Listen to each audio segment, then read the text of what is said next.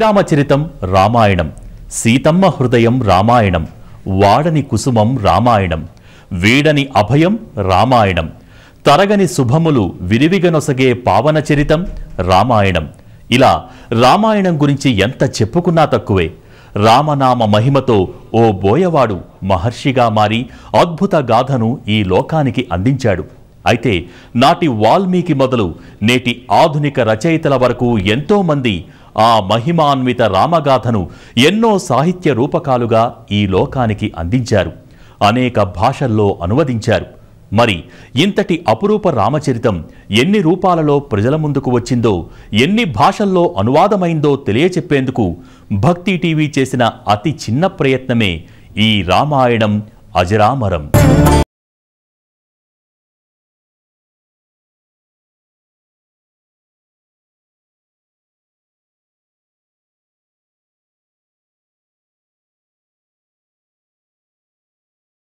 ఈ పేరు చెప్పగానే ఎవరికైనా రామాయణమే గుర్తొస్తుంది. ఓ బోయవాడు రామనామ మహత్యాన్ని తెలుసుకుని మహర్షయ్యాడు, రామాయణ గాథను రచించాడు. ఇది అందరికీ తెలిసిందే. అయితే రామాయణ కథ అంటే అది అభూత కల్పన కాదు. లోక కళ్యాణం కోసం దేవుడే మానవుడై భువికి దిగివచ్చినప్పుడు జరిగిన సంఘటనల సమాహారం. ఓ మనిషి పరిపూర్ణత్వానికి అక్షరరూపం రామాయణం. అటువంటి అపురూప కావ్యాన్ని ఈ లోకానికి తొలిసారి అందించిన దివ్య ఋషి వాల్మీకి మహర్షి.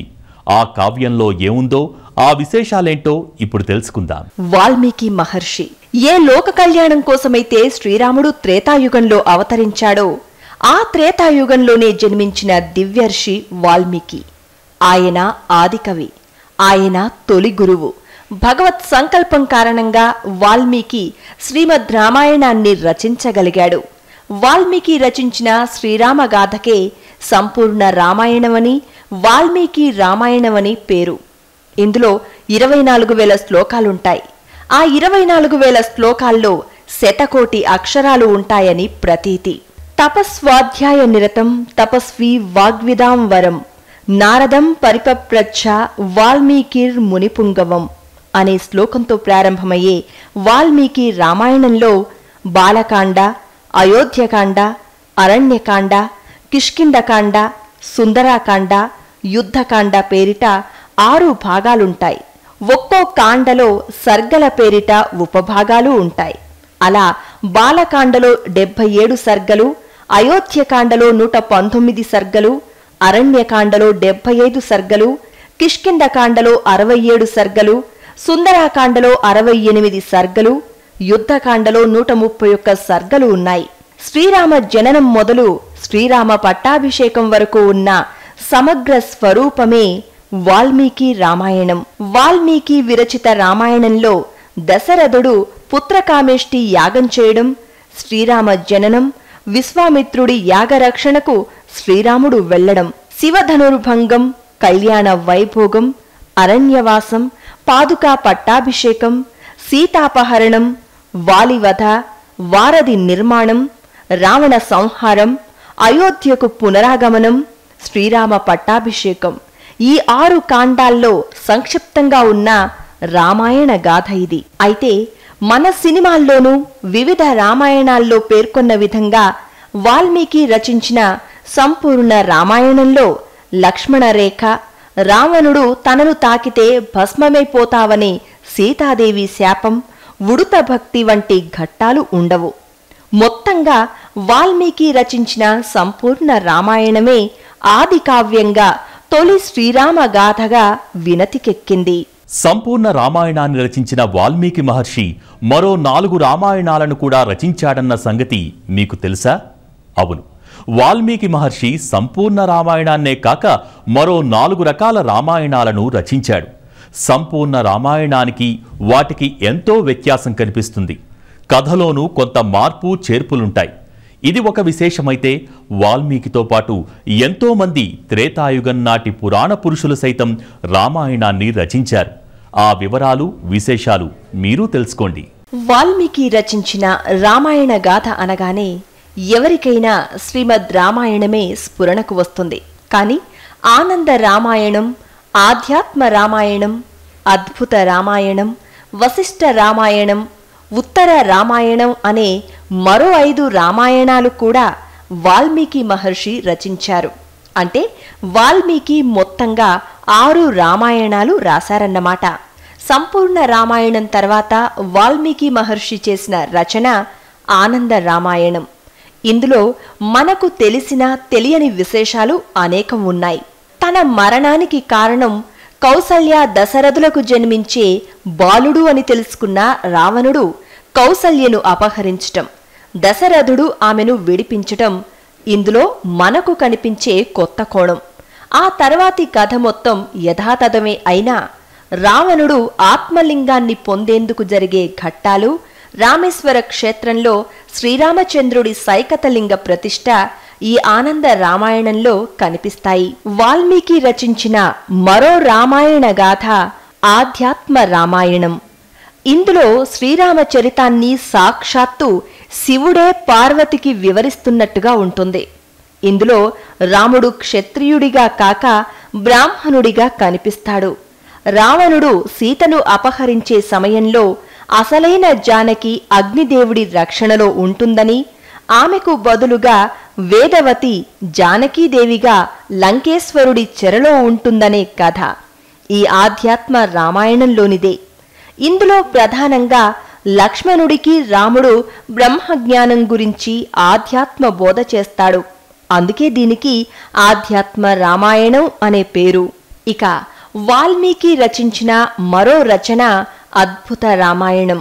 వాల్మీకి భరద్వాజ మహర్షికి జరిగే రామాయణ సంభాషణ ఇది.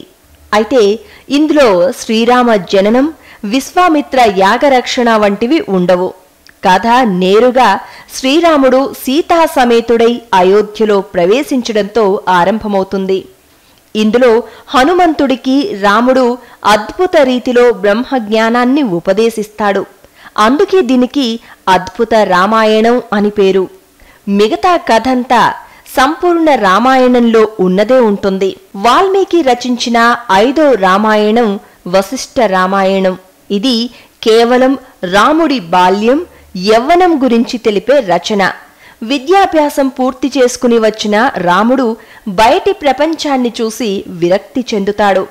దశరథుడి అభ్యర్థన మేరకు రాముడికి కులగురువైన వశిష్ఠుడు లోకజ్ఞానాన్ని ఉపదేశిస్తాడు.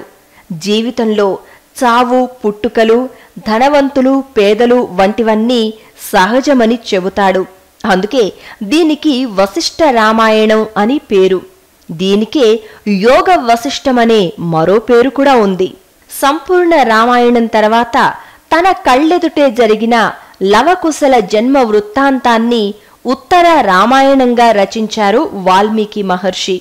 సీతాదేవి తన ఆశ్రమానికి వచ్చినది మొదలు భూదేవిలో అంతర్ధానమయ్యేంత వరకు ప్రతి ఘట్టాన్ని ఇందులో వర్ణించారు. కొంతమంది సంపూర్ణ రామాయణంలో అంతర్భాగంగా ఉత్తర రామాయణాన్ని పరిగణిస్తారు. వాల్మీకి మహర్షి 6 రామాయణాలు లోకానికి అందించగా ఆ తర్వాతి కాలంలోనూ ఎంతో మంది పురాణ పురుషులు రామాయణాన్ని రచించారు.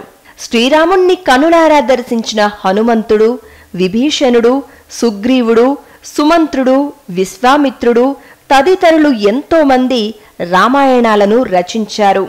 అగ్నివేశ రామాయణం, అనర్ఘ రాఘవ రామాయణం, అత్రి రామాయణం, విభీషణ రామాయణం, బ్రహ్మ రామాయణం, గరుడ రామాయణం, గౌతమ రామాయణం, గోవింద రామాయణం, జమదగ్ని రామాయణం, జైమిని రామాయణం, నారదీయ రామాయణం, సుగ్రీవ రామాయణం, సుమంత్ర రామాయణం, విశ్వామిత్ర రామాయణం వంటివి ఎన్నో రామాయణాలు ఉన్నాయని పురాణ పండితులు చెబుతారు.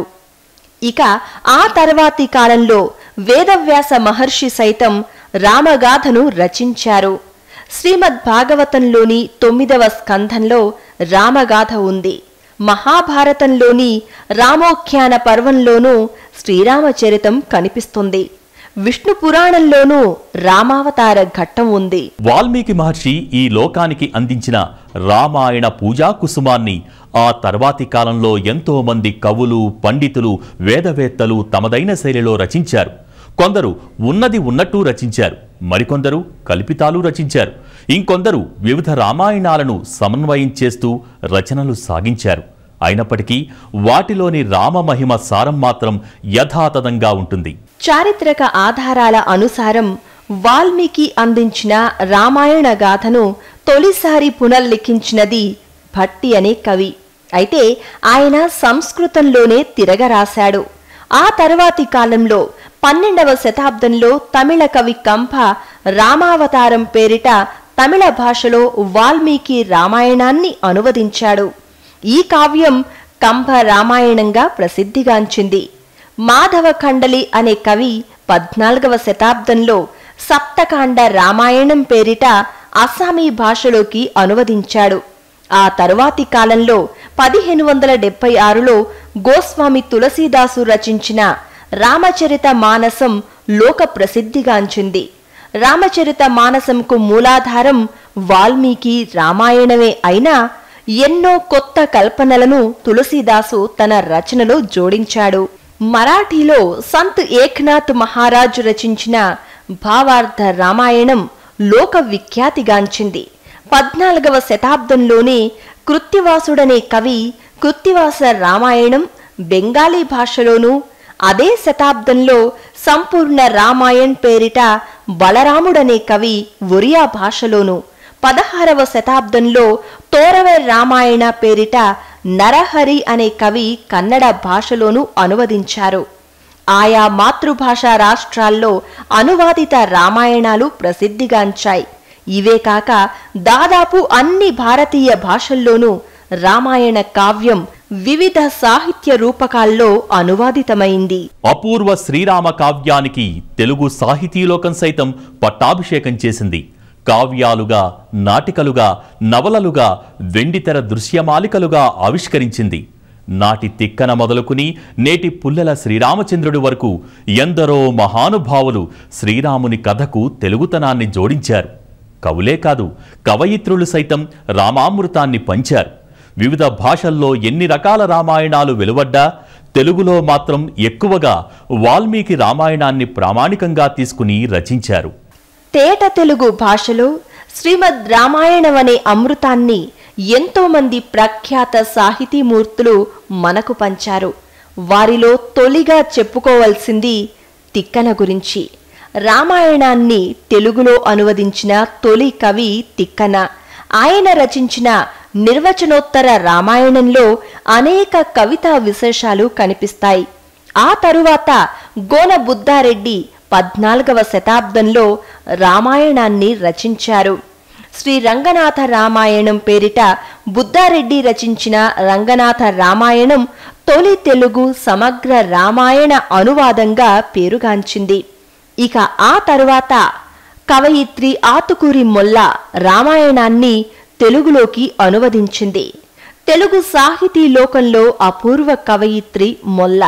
వారి తర్వాత ఎంతో మంది మహాకవులు, సాహితీ దిగ్గజాలు రామాయణాన్ని తెలుగువారికి మరింత షడ్రసోపేతంగా అందించారు.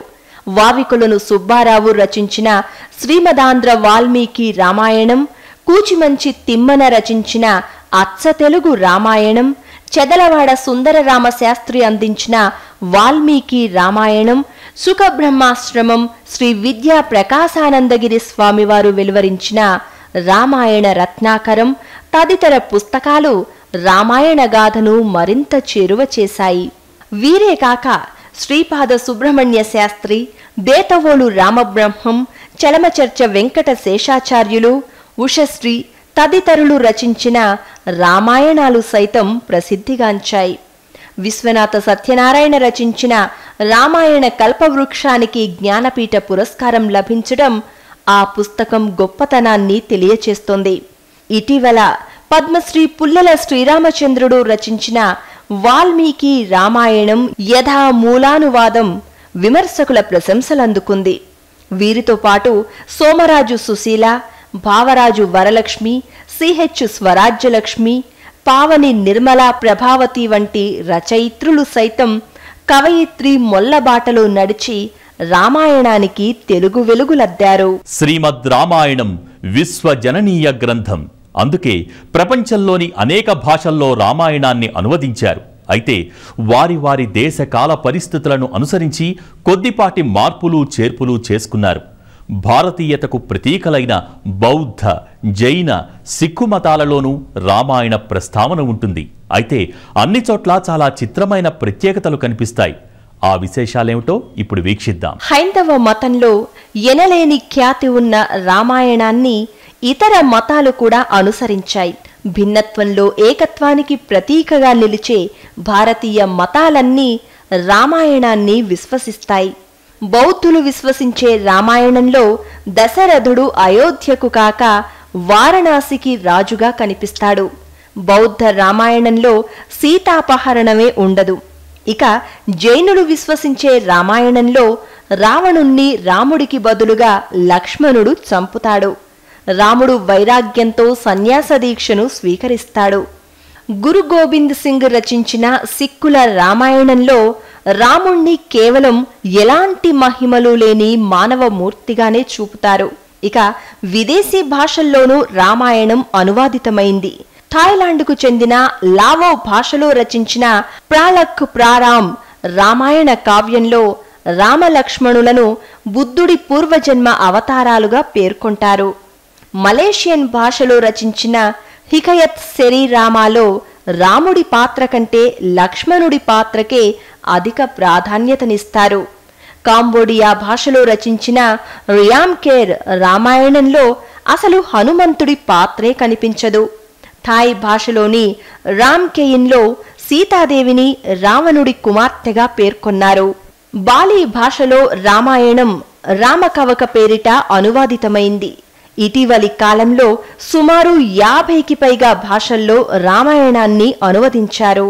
వీక్షించారుగా రామాయణానికి సంబంధించిన అనేక ఆసక్తికర అంశాల గురించి. ఇది రామాయణ విషయ సర్వస్వం. ఎన్ని భాషల్లోకి అనువాదమైనా, ఎన్ని రకాలుగా రూపాంతరం చెందినా రామాయణ గాథ అజరామరం. ఈ భూమిపై ప్రాణకోటి ఉన్నన్నాళ్లు రామాయణం ప్రకాశిస్తూనే ఉంటుంది. మరో ప్రత్యేక కార్యక్రమంలో మళ్ళీ కలుసుకుందాం. నమస్కారం.